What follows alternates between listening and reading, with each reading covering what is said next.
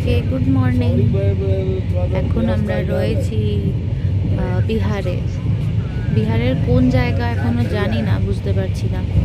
দেখেন সানরাইজ ভিউটা ট্রেন থেকে এত ভালো লাগছে। ও আমরা বিহারে কি করছি?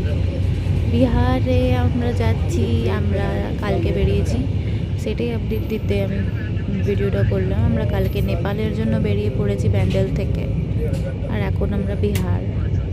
আর 1-2 ঘন্টার মধ্যে আমরা রক্সোল পৌঁছাবো। রক্সোল থেকে যাব নেপাল। সো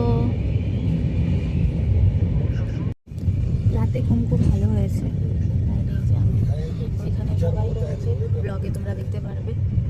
আর এখান থেকে রক্সোল অব্দি নেট চলবে আমাদের, ইন্টারনেট। রক্সোলের পর নেপাল বর্ডার থেকে আমাদের সব কিছু ফোন বন্ধ হয়ে যাবে, তাই কিছুদিন এখন ব্লগ দিতে পারবো না। নেপালের পুরো ফুল ব্লগটা দেবো কদিন